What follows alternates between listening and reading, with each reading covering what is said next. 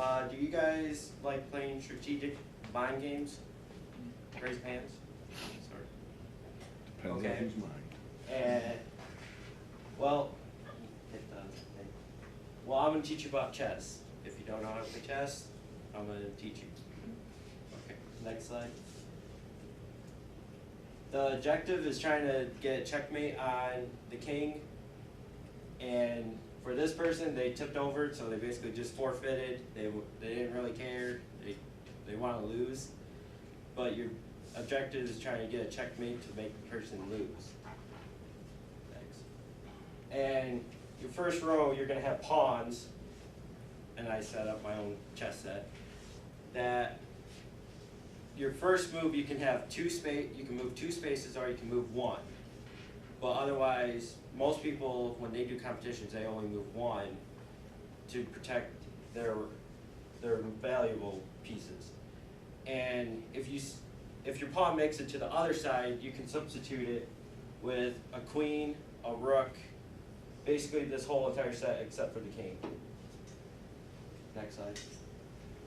And your other value piece is the knight. The knight only makes an L shape, so it can go, if it's in the middle of the board, it can make, it has to go in 3 spaces, but it has to make an L. So it can make a backwards L, forward L, and they're useful because they can go over pieces. Otherwise, the other pieces they have to either take the piece or get close to it. But the knight can go over and make an L. Next slide. Your bishop.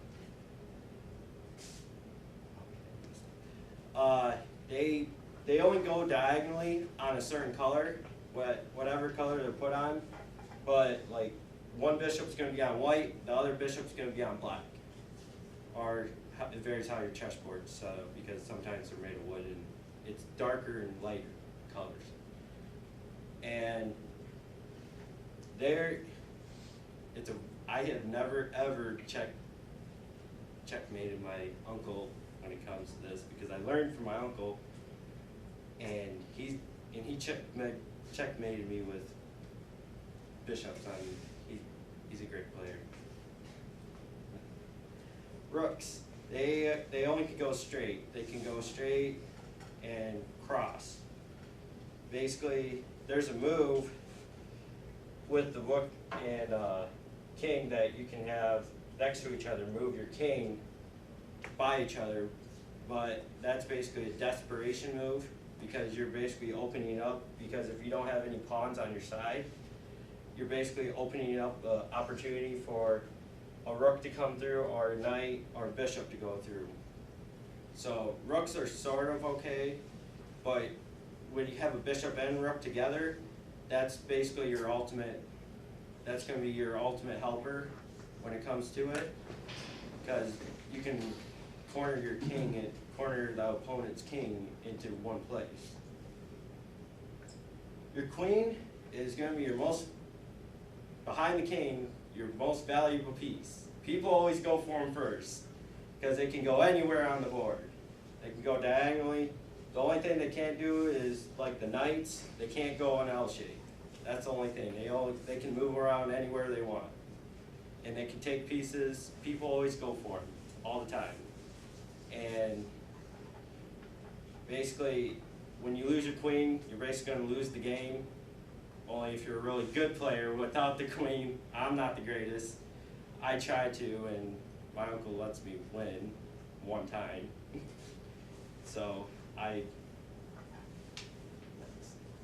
and then your king is the piece that you're trying to get. Basically, my uncle has taken me out with his king, or tries to take out, but he does not succeed that well. I've always tried to checkmate him, but he always has pieces to back him up. And basically, when you checkmate the king, you're basically going to win. Or you can get him to tip it over on accident, because I have actually beaten my uncle because of that. He's like, oh, I didn't mean that. I was like, you told me if you tip over your king, you lose. It's a funny story he said about that. And I've only beat my uncle once, but he let me. And there was one time I was close to beating him. So, and next slide. And that is how you basically play chess. Alien versus Predator. You Yeah. got it.